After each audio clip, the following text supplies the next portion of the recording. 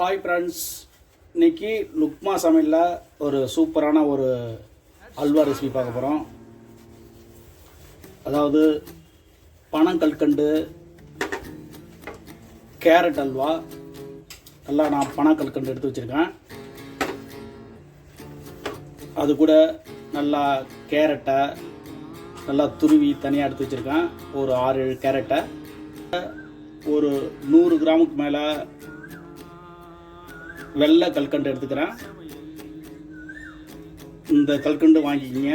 அது கூட ஆட் பண்ணும்போது நல்ல ஒரு டிஃப்ரெண்ட் டேஸ்ட்டை கொடுக்கும். கூட முந்திரி, அது கூட நெய், கூட கண்டென்ஸ்டு மில்க்கு,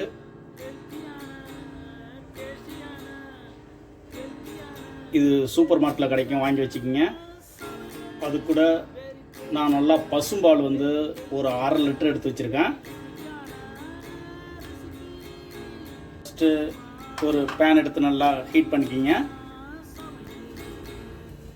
அது கூட நல்லா ஒரு ஸ்பூன் நெய் ஆட் பண்ணி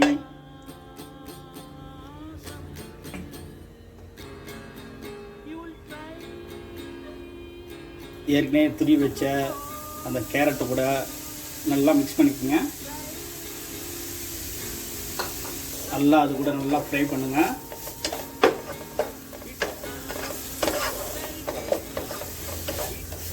அது கூட அந்த மில்க் ஆட் பண்ணிடலாம்.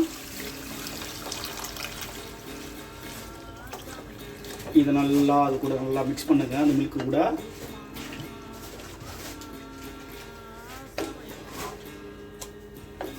அது கூட ஒரு 2 ஸ்பூன் வந்து சோள மாவு இது கூட லைட்டாக ஆட் பண்ணிக்கிங்க.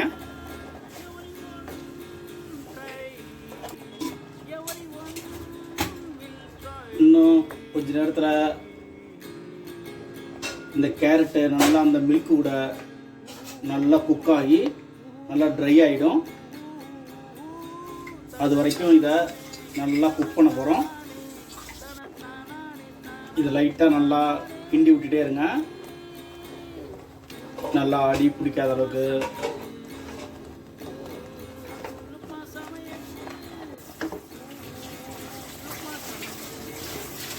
நல்லா ட்ரை ஆகிடுச்சு. நல்லா ஓரளவு இப்போது நல்லா திக்காகிடுச்சு. இப்போ என்ன செய்ய போகிறேன்னா இந்த பனக்கல்கண்டை இது கூட ஆட் பண்ணுறேன். கூட இந்த ஒயிட் கல்கண்டும் ஆட் பண்ணுறேன்.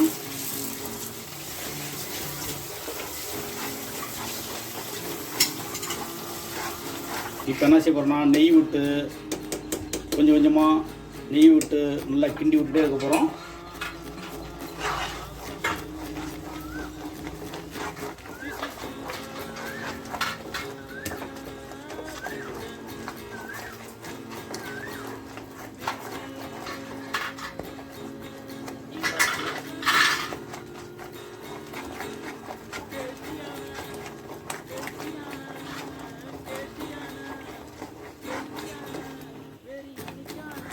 அப்பப்போ இடையில் நெய் விட்டுக்குங்க.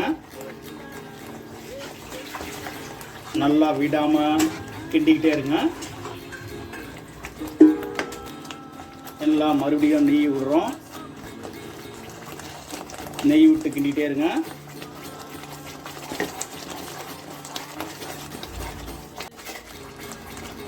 நல்லா மறுபடியும் நெய் விடுங்க. ஒரு 10 டைம்ஸாக நீங்கள் வந்து ஒரு 10 ஸ்பூனுக்கு மேலே நீங்கள் நெய் ஆட் பண்ணிகிட்டே இருக்கணும்.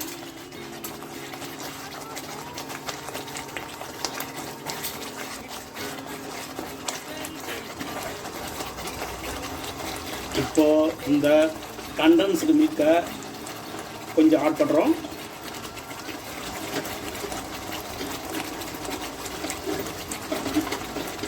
நல்லா அதை விடாமல் கிண்டிக்கிட்டே இருங்க.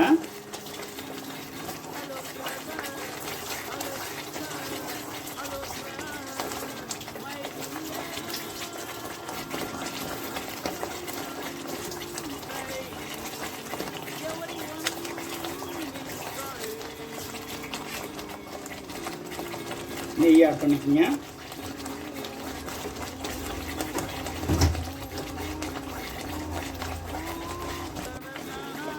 நல்லா விடாமல் கிண்டிகிட்டே இருக்கணும். அது கூட நெய் ஆட் பண்ணிக்கோங்க.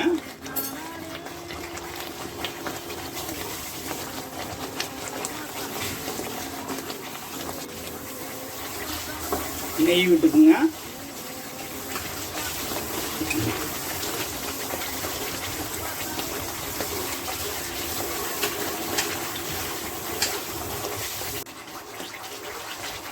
நல்லா பப்புள்ஸ் விட்டுருக்கு.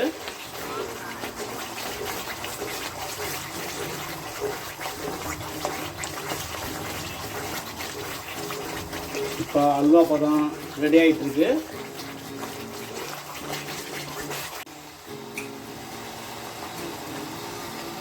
கொஞ்சம் நெய் விட்டுக்குங்க. நல்லா கிண்டிகிட்டே இருங்க. நல்லா மறுபடியும் நெய் விட்டுக்குங்க.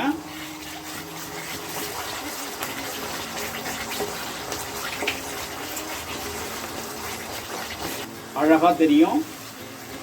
இதுதான் வந்து அல்வாவுடைய பதம்.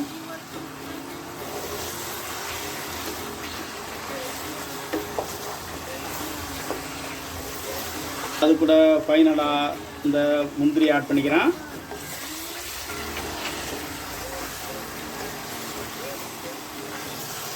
நான் டைரெக்டாக போட்டிருக்கேன்.